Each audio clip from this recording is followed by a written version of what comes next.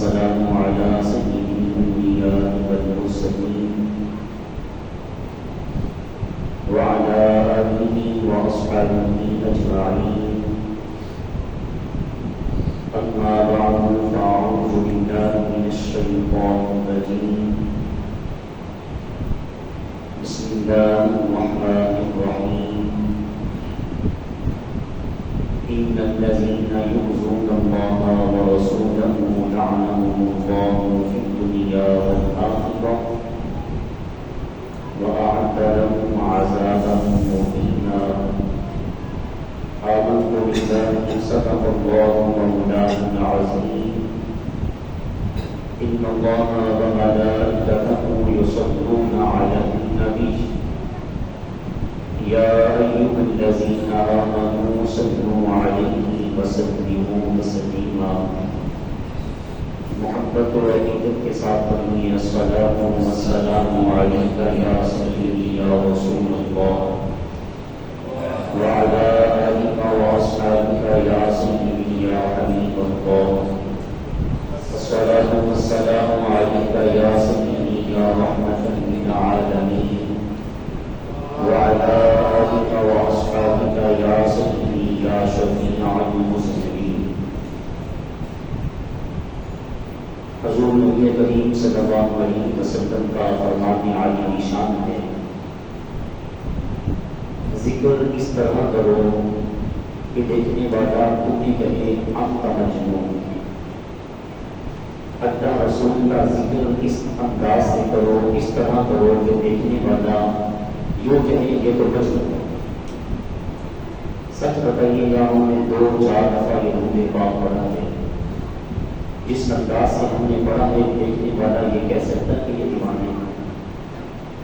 ہمارا انداز، ہمارا سرکاری کس انداز کا ہے ذرا سوچ کے بتائیے. دیکھنے والا یہ گمان کر سکتا ہے کہ یہ پڑھنے والے رسول اللہ کے دیوانے ہیں. ذرا یہ مطلب آپ نے پڑھنا ہے، بس پڑھنا ہے، سچے دل سے پڑھیں. الصلاۃ والسلام علیک یا سیدی یا رسول اللہ وعلی آلک واصحابک یا سیدی یا حبیب اللہ. یاد رکھیے گا کسی نے پنجابی میں کہا تھا جتنا بول پاؤ گے اتنا میٹھا ہوئے گا. اور یہ نام تو ویسے ہی بڑا میٹھا ہے، پتہ نہیں ہم اس میں میٹھا ڈالتے کیوں. یہ نام تو ویسے ہی بڑا میٹھا میٹھا ہے میرے محمد کا نام. میٹھا میٹھا ہے میرے محمد کا نام، ان کے لاکھوں کروڑوں درود و سلام.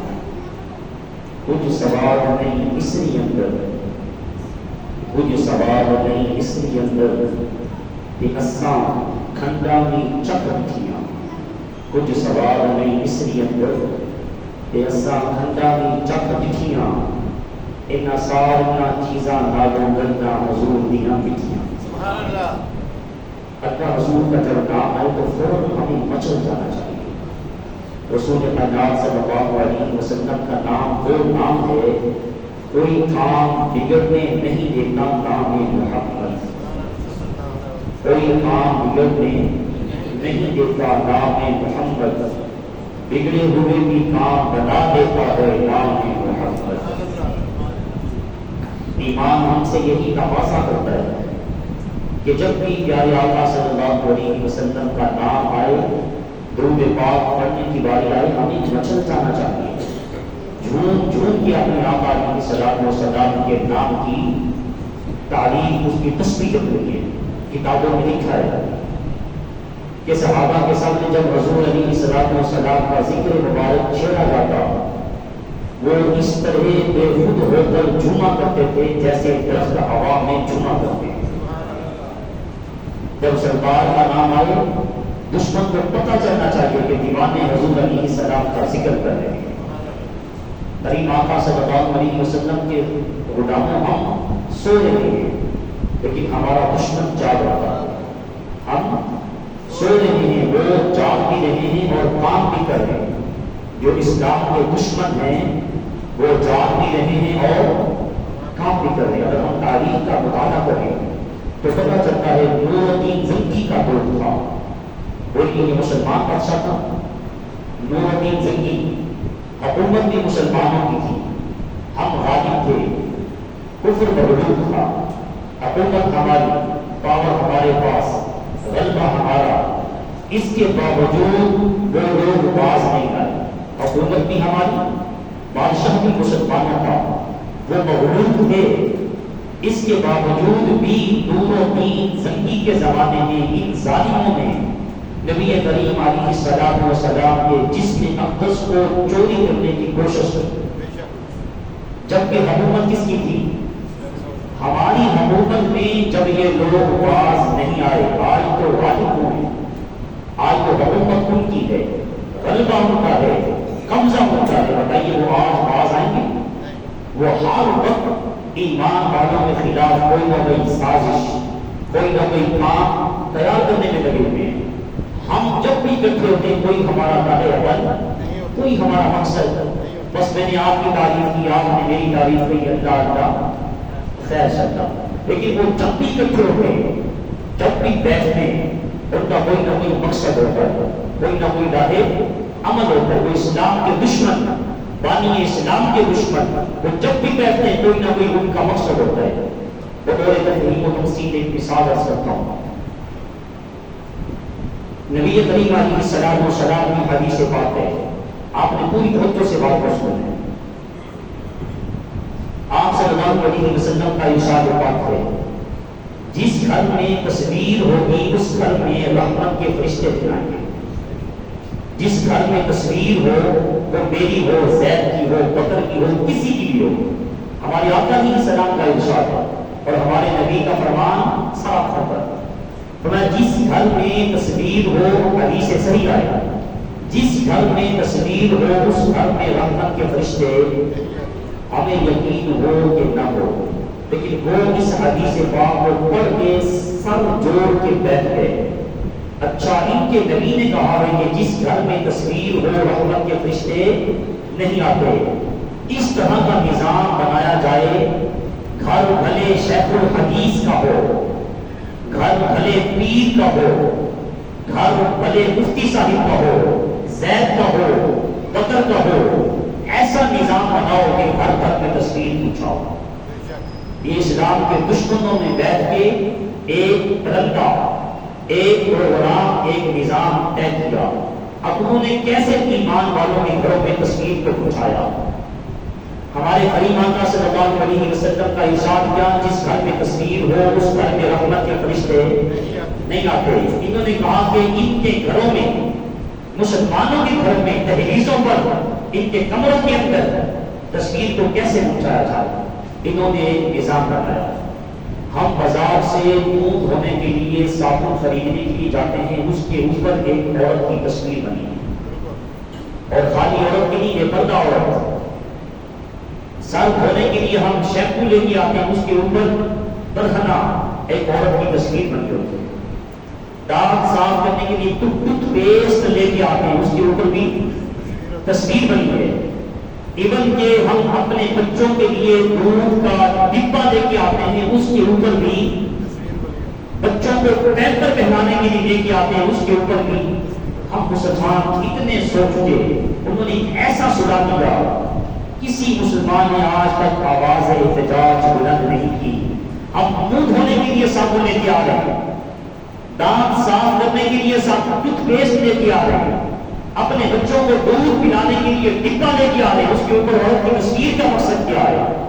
لیکن انہوں نے اپنے کام کو جاری رکھا ہوا ہے کہ ان کے نبی نے کہہ دیا، گھر میں تصویر ہو اللہ کی رحمت کے فرشتے، انہوں نے کہا ہے کہ گھروں میں تصویریں پہنچاؤ۔ آج ہم مسلمان سو رہے ہیں، لیکن ہمارا دشمن وہ ہماری محفلوں میں، ہمارے جمعے کے اجتماعات سے باتیں نوٹ کرتے ہیں۔ ان کے لوگ موجود ہیں، ایجنسیوں کے لوگ، وہ یہ نوٹ کر کے انہیں رپورٹ دیتے ہیں۔ ان کا دو مقصد ہے ان کے، وہ کہتے ہیں کہ ان کو چیک کیا جائے، ایمان والوں کو، نبی کے غلاموں کو چیک کیا جائے، کن کو؟ رسول اللہ کے غلاموں کو، امت مصطفیٰ کو دیکھا جائے۔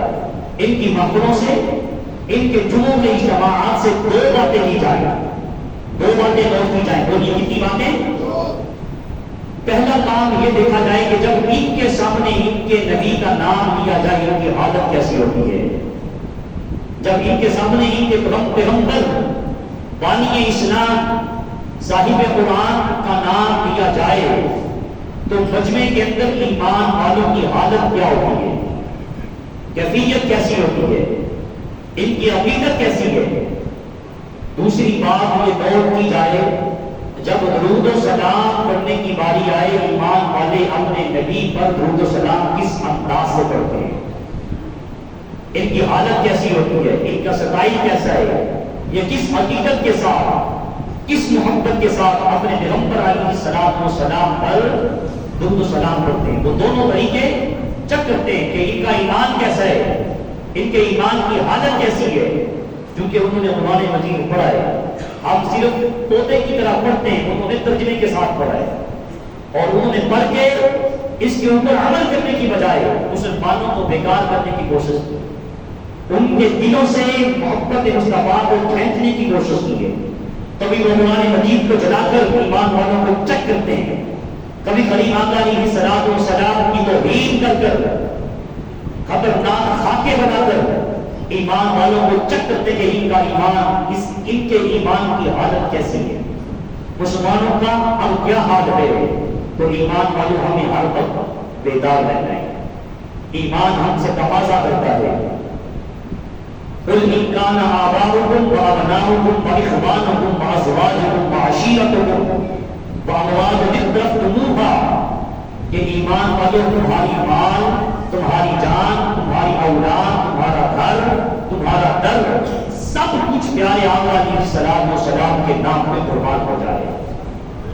ہر چیز سے بڑھ کر محبت کس سے کرنی؟ اللہ کے رسول سے۔ ہر چیز سے بڑھ کے محبت کس سے اللہ؟ اس کے رسول سے۔ وہ اسی چیز کو چیک کرتے ہیں کہ ان کے ایمان کا حال کیا ہے، کہ جب کریم آقا علیہ السلام کا نام آتا ہے ان کی حالت کیسی ہوتی ہے۔ جب نبی پاک علیہ السلام کے درود و سلام پڑھنے کی باری آتی ہے، ان کی کیفیت، ان کا حال کیسے ہوتا ہے، کس عقیدت سے پڑھتے ہیں۔ پھر ان کے رپورٹر کہنے پہ مجبور ہو جاتے ہیں کہ ہم نے ان کو چیک کیا ہے، ہم نے ان کو دیکھا ہے کہ ظاہراً یہ مسلمان کمزور ہو چکے ہیں، لیکن جب ان کے سامنے سونے نبی کا نام آ جائے تو یہ کچھ دیکھتے سب کچھ اپنے نبی کے نام پہ قربان کرنے کے لیے تیار ہو جاتے ہیں۔ ان کی کتابوں میں لکھا ہے، رپورٹوں نے خبر دی ہے کہ مسلمان ظاہراً کمزور ضرور ہے، لیکن جب بھی ان کے سامنے ان کے نبی کا نام آ جائے یہ مچل جاتے ہیں۔ جب بھی ان کے سامنے ان کے رسول کا ذکر آ جائے یہ مصطفیٰ کریم علیہ السلام کے نام پر سب کچھ قربان کرنے کے لیے تیار ہو جاتے ہیں۔ یہ ویسے کمزور ہیں، لیکن جب ان کا نام آ جائے پھر یہ کچھ دیکھتے، انہیں جانا، انہیں مانا، نہ رکھا غیر سے کام، للہ الحمد میں دنیا سے مسلمان ہے۔ دوستو آج ہم نے اپنے آپ کو بدلنا ہے، اپنے آپ کو اپنے بیدار کرنا ہے۔ آج ملک پاکستان میں پورے جوش و خروش کے ساتھ، پورے اہتمام کے ساتھ یوم آزادی کی تقریب سعید منائی جا رہی ہے۔ آئیے عہد کریں، اگر ہم نے یوم آزادی منانا ہے، آزادی کے پلیٹ فارم پہ جمع ہو کر ایک عہد کریں، جئیں حضور کے لیے، جئیں کس کے لیے؟ زندہ رہیں کس کے لیے؟ زندگی کی آخری سانس کی مالا ٹوٹ رہی ہو مصطفیٰ کی وفا میں، زندگی گزارنے کا پھر مزہ ہے۔ وہ کہنے پہ مجبور ہو جائیں، ظاہراً مسلمان کمزور ضرور ہے، لیکن جب بھی ان کے سامنے ان کے آقا کا ذکر آ جائے پھر کچھ دیکھتے، کیونکہ میٹھا میٹھا ہے میرے محمد کا نام، میٹھا میٹھا ہے میرے محمد کا نام، ان پہ لاکھوں کروڑوں درود و سلام۔ تمہاری ایمان والوں اپنے آپ کو بیدار کرو۔ قلندر لاہوری علامہ اقبال نے ہمیں یہی درس دیا ہے۔ اقبال کہتے ہیں اٹھو اپنے آپ کو بیدار کرو، وہ تھے آباد تمہارے تم کیا ہو، وہ تھے آباد تمہارے تم کیا ہو، ہاتھ پہ ہاتھ دھرے منتظر فردا ہو، نہ حیدری فقر ہے نہ دولت عثمانی ہے، تمہیں کیا اپنی اصلاح سے نسبت روحانی ہے۔ اقبال کہتے ہیں کہ وہ تمہارے بڑے تھے جو کام کر گئے، صفائے دہر سے باطل کو مٹایا ہم نے، صفائے دہر سے باطل کو مٹایا ہم نے، نوح انسانی کو سینوں سے غلامی سے چھڑایا ہم نے، تیرے کعبے کو زمینوں سے بسایا ہم نے، تیرے قرآن کو سینوں سے لگایا ہم نے، پھر بھی ہم سے گلا ہے کہ ہم وفادار نہیں، اگر ہم وفادار نہیں تو بھی دیدار ہے۔ قلندر لاہوری اقبال نے بڑا سخت بھیجا اختیار کیا، لیکن پھر کہتے ہیں اللہ کی طرف سے الہام ہوا، رب کہتے صفحہ دہر سے باطل کو مٹایا کس نے؟ اقبال نے کہا تھا صفحہ دہر سے باطل کو مٹایا ہم نے، نوح انسانی کو غلامی سے چھڑایا، یہ جملہ آپ نہیں کر رہے ہیں، نوح انسانی کو غلامی سے چھڑایا، تیرے کعبے کو زمینوں سے بسایا، تیرے قرآن کو سینوں سے لگایا، پھر بھی ہم سے گلا ہے کہ ہم وفادار نہیں، اگر ہم وفادار نہیں تو بھی دلدار نہیں، اگر ہم وفادار نہیں تو بھی خدا نہیں۔ آگے کوئی اقبال کا دین الہام ہوا، رب نے کہا صفحہ دہر سے باطل کو مٹایا کس نے؟ صفحہ دہر سے باطل کو مٹایا کس نے؟ نوح انسانی کو غلامی سے چھڑایا کس نے؟ میرے کعبے کو زمینوں سے بسایا کس نے؟ میرے قرآن کو سینوں سے لگایا، وہ آباد ہے تمہارے تم کیا ہو، وہ آباد ہے تمہارے تم کیا ہو، ہاتھ پہ ہاتھ دھرے منتظر فردا ہو، نہ حیدری فقر ہے نہ دولت عثمانی ہے، نہ حیدری فقر ہے نہ دولت عثمانی ہے، تمہیں کیا اپنے حسین سے نسبت روحانی ہے، تمہیں کیا اپنے اسلاف سے نسبت روحانی ہے، وہ معزز تھے زمانے میں مسلمان ہو کر، وہ معزز تھے زمانے میں مسلمان ہو کر، تم خار ہو رہے ہو تاریخ قرآن ہو کر، تم خار ہوئے ہو تاریخ قرآن ہو کر۔ قلندر لاہوری کہتے ہیں اپنے آپ کو بدلو، ایمان والو بیدار ہو جاؤ، تمہارے بڑے کام کر گئے۔ آج حسین ابن علی کے کربلا کے منظر واقعات کو سٹیجوں پر، گلی کوچوں میں، محافلوں میں، مجالس میں بیان کرتے ہو، یہ تو دیکھو حسین ابن علی نے قربانی کس لیے دی تھی؟ حسین ابن علی نے قربانی کیا سبیلوں کے لیے دی تھی؟ کیا دیگوں کے لیے دی تھی؟ ہم کھیلے بنا رہے ہیں، اس پہ اعتراض نہیں ہے، اللہ کی راہ میں خلاف کریں، جم کریں، لیکن اقبال ہمیں درس یہ دیتا ہے، آج قافلہ حجاز میں ایک بھی حسین نظر نہیں آتا، آج ہر شہر، ہر ملک، ہر گلی یوم آزادی منانے والوں تم سے مطالبہ کر رہا ہے کہ میرے محافظ کدھر گئے؟ قلندر لاہوری کہتے ہیں آج قافلہ حجاز میں ہمیں کہیں حسین نظر نہیں آتا، آج مسلمان حلیم کھانے والے نظر آتے ہیں، کھیر بنانے والے نظر آتے ہیں، سبیلے لگانے والے نظر آتے ہیں۔ ذرا ایمانداری سے آپ بول کے جواب دیجیے گا، حسین ابن علی نے سبیل کے لیے قربانی کی تھی یا اسلام کے لیے؟ جن کا عقیدہ لوگوں نے حسین ابن علی نے قربانی حلیم کے لیے دی تھی یا اسلام کے لیے؟ حسین ابن علی نے حلوے کے لیے قربانی دی تھی یا دین مصطفیٰ کے لیے؟ حسین ابن علی نے یہ جو ہم مختلف انواع کے مختلف اقسام کے کھانے بنا کے 10 محرم کو ہم باندھتے ہیں، جم باندھتے ہیں، لیکن صرف افسوس کی بات یہ ہے حسین ابن علی نے ان چیزوں کے لیے قربانی دی تھی یا مصطفیٰ کی نماز کے لیے قربانی دی؟ حسین ابن علی نے قربانی ہمیں 10 دیتی ہے، 10 محرم۔ اگر ہم 365 دنوں میں سے 364 دن نکال دیں نا، صرف ایک دن سامنے رکھ کر 10 محرم گزری ہے نا، اس دن کو سامنے رکھ کر اپنا حساب کریں، دودھ کا دودھ پانی کا پانی ہو جائے گا، باقی دن ہم چھوڑ دیں۔ 364 دن نکال کے صرف ایک دن کا ہم حساب کریں۔ کریم آقا علیہ الصلوۃ والسلام نے عبد الرحمن بن عوف کو بلایا تھا، بولیے سب رضی اللہ عنہ، بلا کر آپ نے کہا عبد الرحمن بن عوف میرے سامنے منبر پہ کھڑے ہو کے ذرا ایک دن کا حساب کریں، کتنے دن کا؟ اور صحابی رسول صحابہ میں سب سے زیادہ مالدار حضرت عبد الرحمن بن عوف تھے، تاجر تھے، عثمان غنی رضی اللہ تعالیٰ عنہ کا نمبر بعد میں آتا ہے۔ عبد الرحمن بن عوف تاجر تھے، مالدار تھے، نبی رحمت صلی اللہ علیہ وسلم نے بلا کے کہا عبد الرحمن میرے سامنے منبر پہ کھڑے ہو کر ایک دن کا 24 گھنٹے کا حساب کتاب دے۔ کیا کھایا، کیا پیا، کیا کمایا، کہاں لگایا، کہاں سے آیا۔ عبد الرحمن اور ممبر پہ کھڑے ہوئے، ٹانگیں کانپنے لگی، اور کہ عرض کرنے لگے کملی والے آقا، رحمت والے پیغمبر، دنیا کے سامنے ایک دن کا حساب نہیں دیا جاتا، محشر میں دنیا بنانے والے کے سامنے اپنی ساری زندگی کا حساب کیسے ہوگا۔ کریم آقا صلی اللہ علیہ وسلم نے اپنے بلال کو بلایا، بولیے سبحان اللہ، بلال حبشی کو بلایا، کہا میرے غلام بلال منبر پہ کھڑے ہو جاؤ، مجھے ایک دن کا حساب دو۔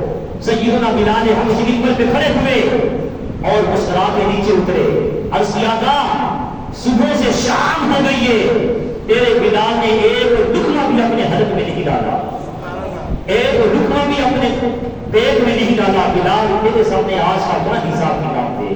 کہا لوگوں اللہ کے حضور جب حاضر کیے جاؤ گے، صحیح حدیث پاک ہے، 4 چیزوں کے بارے میں رب تم سے سوال کرے گا۔ بولیے کتنی چیزوں کے بارے میں؟ 4 چیزوں کے بارے میں تم سے سوال ہوگا۔ جب تک تم ان 4 چیزوں کے جواب نہیں دے دو گے، اللہ تعالیٰ تمہیں عرش کے میدان میں قدم اٹھانے۔ پہلا سوال اللہ تعالیٰ پوچھے گا میں نے تمہیں جوانی دی کہاں گزاری؟ دوسرا سوال پوچھے گا میں نے تمہیں علم دیا کہاں تک عمل کیا؟ تیسرا سوال مال دیا کہاں خرچ کیا؟ مال دیا کہاں خرچ کیا؟ چوتھا سوال مال کیسے کمایا؟ مال کیسے کمایا؟ کہا لوگوں اپنے آپ کو بدل دو، اپنے آپ کو بیدار کرو۔ وہ معزز تھے زمانے میں، مسلمان ہو کر تم خان ہوئے ہو تاریخ کے قرآن ہو کر۔ اگر ہم ایک دن بیٹھ کر صرف 10 محرم کا حساب کریں نا کہ ہم نے وہ 10 محرم ہم دعویٰ کرتے کہ غلام حسین ہیں، ہم حسین ابن علی کے غلام ہیں، مرید ہیں، ان سے ہمیں عقیدت ہے، پیار ہے، محبت ہے۔ ہمارے نوجوانوں نے ان کی محبت میں بہت کچھ تفصیل کیا۔ ذرا تھوڑی دیر کے لیے رک کے ہم اپنا حساب کریں نا، میں اپنے گریبان میں چھاپوں، آپ اپنے اندر بیٹھ کے چھاپیں، دل سے آواز ضرور دیں کہ 10 محرم والے دن، اس دن امام علی امام نے مصطفیٰ کے قرآن کی حفاظت کے لیے 72 اپنے ساتھیوں کو قربان کیے۔ بولیے کتنے ساتھی؟ کریم آقا علیہ الصلوۃ والسلام کے نواسے اپنی جان اللہ کی راہ میں پیش کر رہے ہیں، سر سجدے میں انہوں نے یہاں تک قربانیاں دی۔ اس 10 محرم والے دن ہم نے کس جگہ بیٹھ کے اللہ کے مقدس قرآن کی تلاوت کی؟ ذرا ہم اپنے آپ سے پوچھ کر جواب کو دیں کہ وہ ایسا مقدس دن، اس دن بھی ہمیں قرآن پڑھنے کی ترغیب، چند ایک کے سوا اللہ ماشاءاللہ باقی ہمیں پڑھنے کی ترغیب۔ پھر ہم کہیں کہ ہمارے گھروں سے بیماری نہیں جاتی، ہمارے گھروں سے بے برکتی نہیں جاتی، ہمارے گھروں سے نحوست نہیں جاتی۔ حضور فرماتے ہیں کہ جس گھر میں قرآن ہو اور قرآن مجید نہ کھولا جائے، قرآن اللہ کی بارگاہ میں شکایت کرتا ہے کہ رب الجلال اس کے پاس موبائل دیکھنے کے لیے ٹائم ہے، ٹیلی ویژن دیکھنے کے لیے ٹائم ہے، موبائل چھوڑتا ہے ریموٹ پکڑتا ہے، ریموٹ چھوڑتا ہے موبائل پکڑ لیتا ہے، ٹی وی چھوڑتا ہے فیس بک پہ آ جاتا ہے، فیس بک چھوڑتا ہے یوٹیوب پہ آ جاتا ہے، یوٹیوب چھوڑتا ہے واٹس ایپ پہ آ جاتا ہے، واٹس ایپ کو چھوڑتا ہے انسٹاگرام پہ آ جاتا ہے۔ یہ کبھی کچھ دیکھتا ہے کبھی کچھ دیکھتا ہے، اس کے پاس سب کچھ دیکھنے کے لیے ٹائم ہے۔ اگر ٹائم نہیں ہے تو مصطفیٰ کے قرآن کو دیکھنے کے لیے ٹائم کہاں؟ جس گھر میں روزانہ قرآن اللہ کی بارگاہ میں شکایت کرے، اس گھر کی دل پوری کیسے پڑ سکتی ہے؟ کا ایمان والو آؤ اپنے گھروں کی دہلیزوں کو قرآن کی تلاوت سے آباد کرو۔ اقبال کہتے ہیں معزز کے زمانے میں مسلمان ہو کر تم خار ہو رہے ہو تاریخ قرآن ہو کر، کہاں قرآن مجید کی تلاوت سے اپنی زبانوں کو تر کرو، اپنے گھروں کی دہلیزوں کو قرآن کی تلاوت سے، قرآن کی آواز سے، قرآن کے الفاظ سے معطر کرو۔ اللہ تمہارے گھروں کی دہلیز کو جنت کے باغات میں بدل کے رکھے گا۔ دوستو آج ہم سے تو کوئی امتحان دیا نہیں جا رہا، یہ تو اللہ کا طرف ہے۔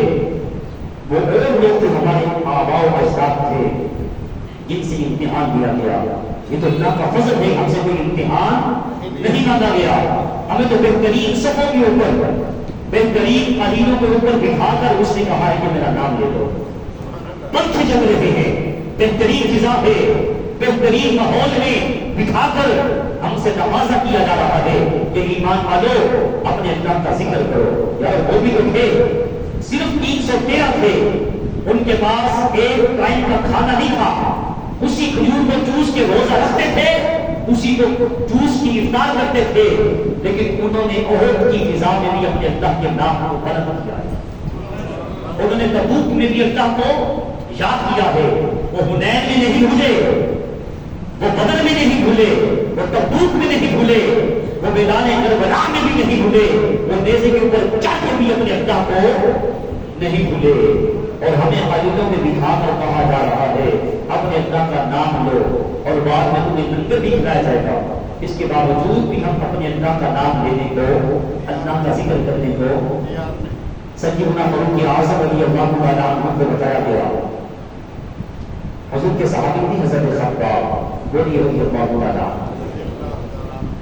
حضرت خباب رضی اللہ تعالیٰ عنہ کی جلد جل چکی تھی، ایسے تھی جیسے پیاز کا چھلکا ہوتا ہے. سیدنا فاروق اعظم رضی اللہ تعالیٰ عنہ کو بتایا گیا کہ خباب رضی اللہ تعالیٰ عنہ کی جلد ایسے ہے جیسے پیاز کا چھلکا ہوتا ہے. کہاں بلاؤ؟ بلائے گئے، کہا قمیص اٹھاؤ. وقت کا خلیفہ ہے، امیر المؤمنین، خلیفۃ المسلمین سیدنا فاروق اعظم رضی اللہ تعالیٰ عنہ، جن کے بارے میں غریب آقا علیہ السلام کا ارشاد پاک ہے کہ اے لوگوں، میرے بعد اگر کوئی نبی ہوتا میرا عمر ہوتا. لا نبی بعدی، میرے بعد کوئی نبی نہیں ہے.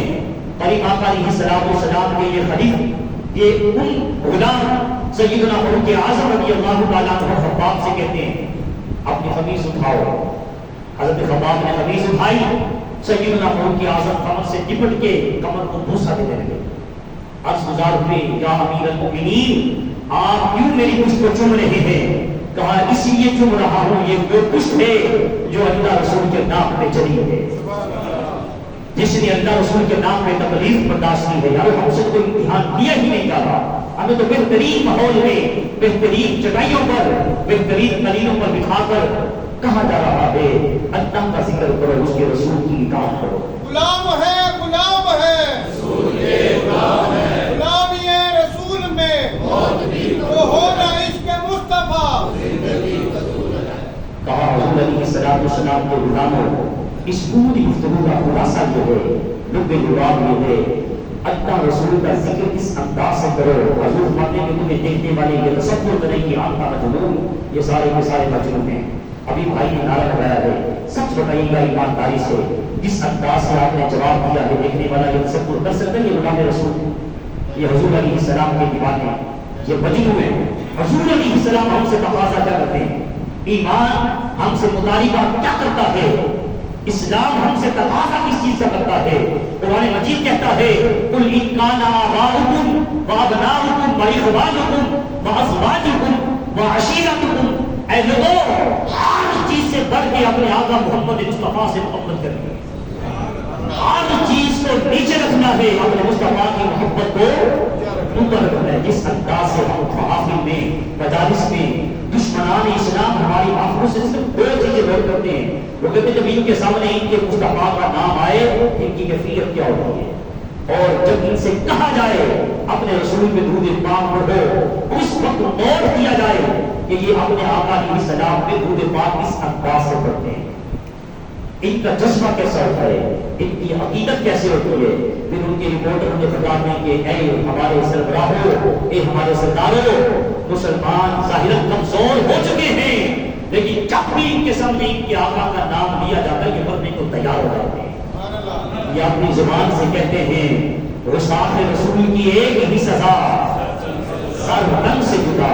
رسول رسول کی ایک ہی سزا، ہم اپنے نبی کے، ہم اپنے رسول کے اے دیوان رسول اللہ کی تعلیمات یہ ہے، لب لباب دس اخلاق یہ ہے کہ اپنے گھروں کو قرآن مجید کی تلاوت سے آباد کرو.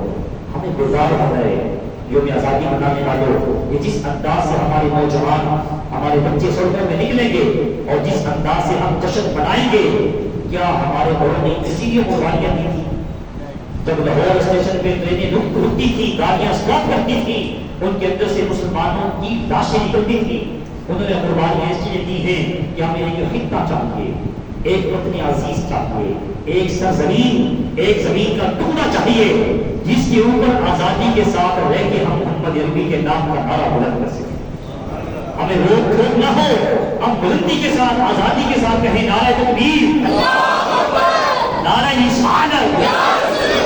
اس لیے انہوں نے قربانیاں دی تھی.